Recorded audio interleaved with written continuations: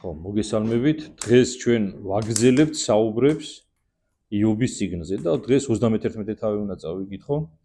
30 უпростоრად 31 თავის მე-15 მუხლის მიხედვით ანთროპოლოგიურ საკითხს მინდა შევედრო.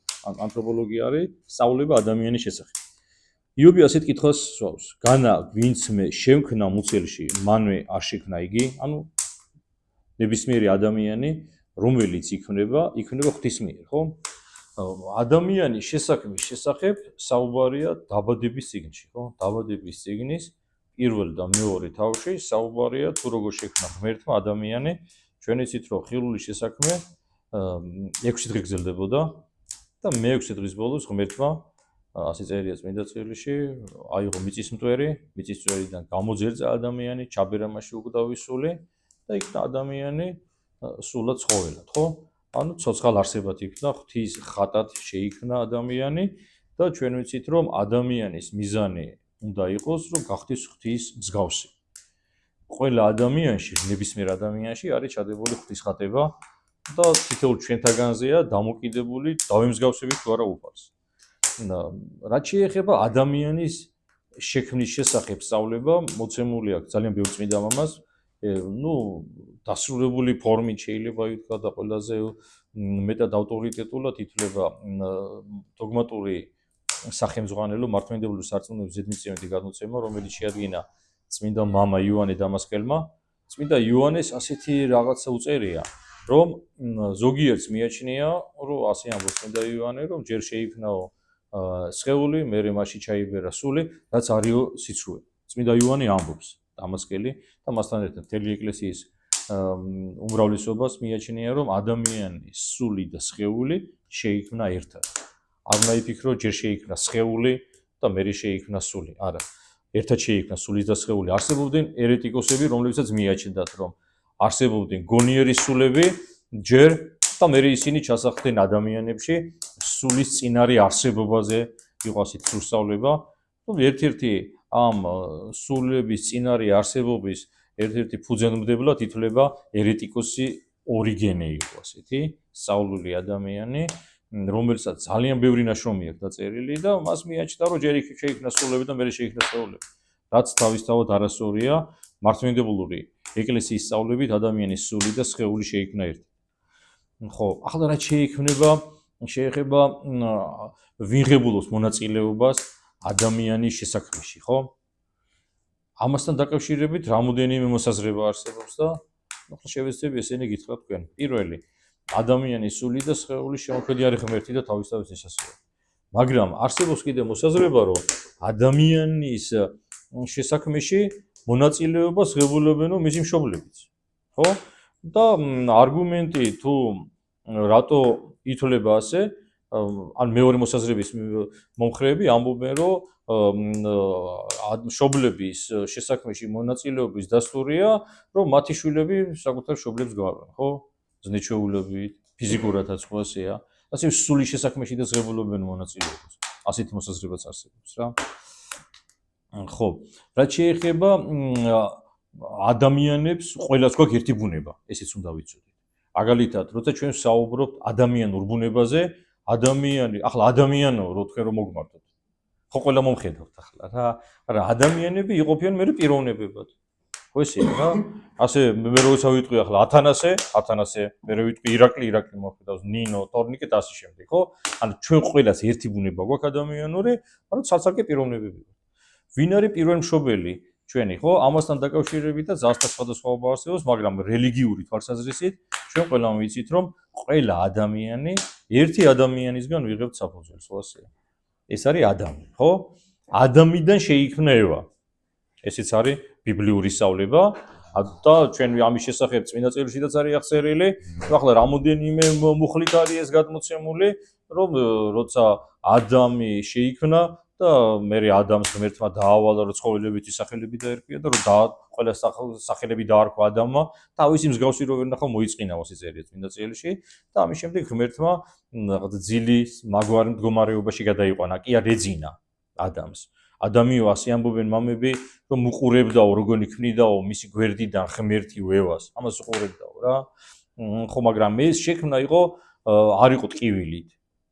უმტკივნეულე იყო. გამიგეთ? და შესაბამისად ადამიანიდან მოდის ევა და აქედან გამომდინარე მთელი კაცობრიობა ერთი ადამიანიდან მოდის. მაგალითად დღესაც არსებობს რაღაც მეცნიერები და მეცნიერების ერთ-ერთი დარგი, რომელიც ამას ადასტურებს, რომ ყველას ჩვენ ერთი წინაპარი გვყავდა, რომელიც იყო. რაც შეეხება ახლა თვისებების მიხედვით, ყველა ერთმანეთში გასხვავდებით, ღმერთმა შექმნა კი ერთი ადამიანისგან და უამრავი ადამიანი ვარ შექმნილი, მაგრამ ყველა განსხვავებული ადამიანი. ყველა სხვადასხვანაირი ვარ. იდენტური არც არ არსებობდა და არც იარსებებს ადამიანებში. თუ ყველა განსაკუთრებულია, მაგალითად ახლა ჩვენ ტაძარშიდაც არიან ტყუპები, რომლებიც ახლა ერთი შეხვედრით ერთმანეთს ძალიან გვანან, ხო? და შეიძლება იფიქროთ, რომ მათ შორის განსხვავება არ არის, კარგად რო ჩაუკვირდები, ძალიან ბევრი განსხვავება მათ შორის, ხო? და მეტიც კიდე სამყაროში ადამიანები კი არა, ერთნაირ როგორც ამბობენ მეცნიერები, ერთნაირ ფოთოლსაც კი ვერ ნახავ. და ეს ყველაფერი ამისი მიზეზი არის ღმერთი. ღმერთი არის არსება, რომელიც შექმნა ყველაფერი უმყოფობიდან ყოფობაში შემოიყვანა ხილული თუ იხილავი სამყარო და სწორედ ადამიანის შემქმნელი მხოლოდ არის გამჩენი ღმერთი, ხო ასე. აქედან გამომდინარე, როდესაც ჩვენ მაცხოვარი გვეუბნება, რომ გიყვარდეს თქვენი მტრებია, ხო? და ეს არის ყველაზე უფრო დიდი რაც შეიძლება ადამიანმა გააკეთოს, ხო? და ერთ-ერთი მიზეზი რატომ უნდა გიყვარდეს შენ ადამიანი, არის ის ჩვენიანია, ასე ვთქვათ, ახლა უხეშად რო ვთქვათ, ჩვენ ყველას ერთი წინაპარი გვყავდა. ხო, რაც შეეხება ანთროპოლოგიურ საკითხს ეხება ასევე კაცობრიობის გამრავლებას. ეს ძალიან ისეთი საინტერესო საკითხია, რომლის ირგვლივათაც ასთა სხვადასხვაობა არის, რომ მაგალითად წმინდა წერილში წერია, რომ როცა შექმნა ღმერთმა ადამი მისი გვერდიდან შექმნა ევა, ღმერთმა ასე უთხრა ადამ და ევას მოშენდით და მომრავლით და ავსით ქვეყანა, ხო? და წმინდა მამები ასეთ კითხვას ვავენ, რომ არ დაცემული იყო ადამი. გამრავლდებოდა კი კაცობრიობა? და პასუხი არის ერთმნიშვნელოვანი, რომ გამრავლდებოდა აუცილებლად. მაგრამ აქვე აზუსტებენ, რომ არა ისეთი ფორმით, როგორც ახლად ხდება დღეს გამრავლება. როგორ იქნებოდა ეს გამრავლება? ამის შესახებაც არსებობს მოსაზრებები. მაგალითად ზოგიერთი ამბობს, რომ ისე როგორც გონებიდან იშვება სიტყვა ყოველგვარი ვნების გარეშე, ასე მოხდებოდა გამრავლება ადამიანების. როგორც გამრავლდა ანგელოზთა უხილავი მხედრობა, ასევე გამრავლდებოდა ადამიანი, ანუ ვნებასთან არ იქნებოდა კავშირში. ანუ ადამიანს ჰქონდა პოტენცია, რომ არ დაცემულიყო და გამრავლებულიყო. მაგრამ ასევე ადამიანში ჩადებული იყო პოტენცია, რომ დაცემულიყო, ისე გამრავლებულიყო და მართლაც სამწუხაროდ სწორედ აი იმ პოტენციური ენერგიის აქტუალიზაცია მოხდა, რომელიც შემდეგ საჭირო იყო ცოდის დაცემის შემდეგ გამრავლებისთვის.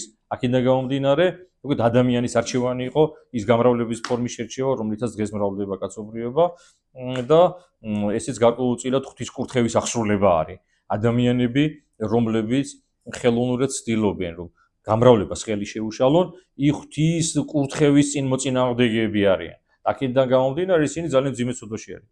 ანუ დღეს ადამიანები, როდესაც ხელოვნური ჩარევით ცდილობენ, რომ არ მოხდეს შვილიერება, ისინი ღვთის ბრძანებას უპირისპირდებიან და რა წერია წმინდა წერილში ცოდვის შესახებ, ხო? წმინდა წერილში წერია, რომ ცოდვა ეს არის უსჯულოება, ანუ ღვთისგან დადგენილი ჯულის უარყოფა ან მის წინააღმდეგ წასვლა. და სწორედ ამიტომ არის უმძიმესი ცოდვა, როდესაც ადამიანები ესე ხელოვნური სახით ცდილობენ, რომ არ გამრავლდნენ და მაგალითად დღეს სამწუხაროდ ქართული ოჯახების უმრავლესობას სამწუხაროდ უნდა ითქვას, რომ ან ერთი ან ორი ზოგს არც ერთი შვილი არ ყავს. ახლა თუ ადამიანს ღმერთმა ესეთი განსაცდელის წინაშე დაუშვა, რომ შეიძლება არ ყავს ადამიანს შვილი, ჩვენ კი არ ვკიცხავთ ასეთ ადამიანებს, ჯვარი გწერია. უბრალოდ აქ არის საუბარი, რომ ხელოვნურად არ უნდა მოხდეს ეს. ზოგ შეიძლება მე ვიცი ახლა ოჯახი, რომელიც პატიოსნად ცხოვრობენ ღვთისმსწნებებით და სამწუხაროდ არ ყავთ შვილი, მათ ძალიან ტკივილია, მაგრამ ისინი კი არ ჯერწოდვილები არიან. ან შეიძლება ადამიანს ერთი შვილი ყავდეს. ან ორი, მე ვიცი ასეთი ხალხი.